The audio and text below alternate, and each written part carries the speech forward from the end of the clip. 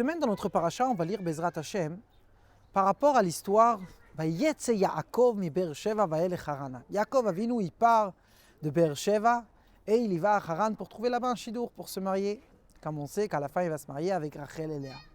Mais la Torah nous raconte apparemment quelque chose de très étonnant. La Torah nous raconte qu'après qu'il se marie avec Léa, parce que le père Lavan, il a trompé Yaakov, il l'a menti.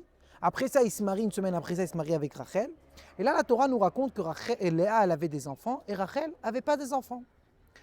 Et Rachel, quand elle voit ça, qu'elle n'a pas d'enfants, donc elle s'approche devant son mari chéri, que Yaakov, il a travaillé pour elle pendant 14 ans, et il lui dit, s'il te plaît, prie sur moi d'avoir des enfants.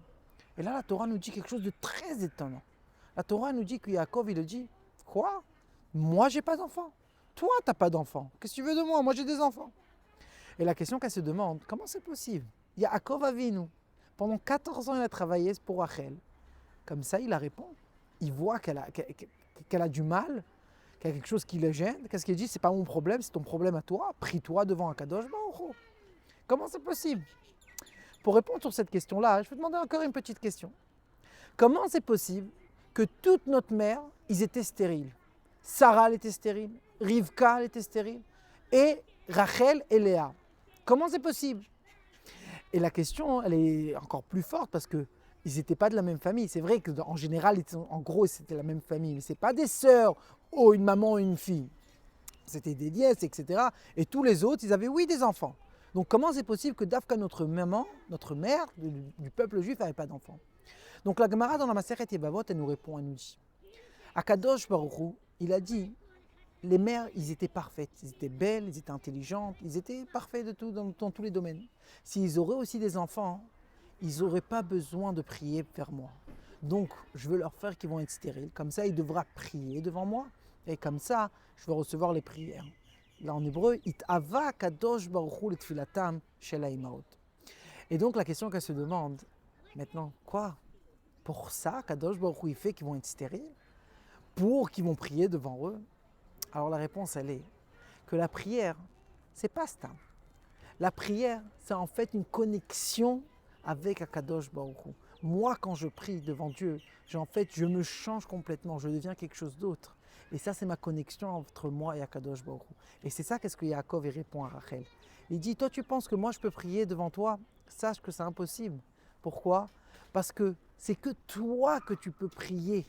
C'est que à toi que tu peux demander. Si toi, tu vas comprendre que ça te touche à toi et tu vas prier de ton fond du cœur, là, tu vas faire vraiment que tu vas recevoir les enfants. Et quand on comprend en fait ces choses-là, donc ça nous change complètement tout notre point de vue par rapport à la prière. La prière, en fait, des fois, on a des mauvaises choses qui se passent. On dit, ah, pourquoi Akadosh Baruch Hu, il a fait comme ça? Akadosh Baruch Hu, il attend de nous qu'on va prier devant lui. Et quand nous, on va prier, ça va changer en fait la mauvaise chose en bonne chose. Mais la vérité, comme ça le rabbi nous explique, c'est encore plus profond. Que si nous, on va remercier Akadosh Baruch Hu avant, on va prier devant lui, on va se connecter avec lui, faire la prière pour les bonnes choses, pour remercier. Donc là, on ne devra pas attendre que de mauvaises choses vont se passer. Et cette histoire-là, je sais ça, c'est une histoire qui s'est passée avec le rabbi. Il y avait un grand chassid qui l'a écrit au rabbi, il a dit, malheureusement, dernièrement, j'ai que des problèmes, tac, tac, dans la famille, les enfants, etc. Et le rabbi, il a répondu, il a dit comme ça. Toi, tu es connecté à moi, donc on doit avoir une connexion. Mais malheureusement, tu ne m'écris pas les bonnes choses.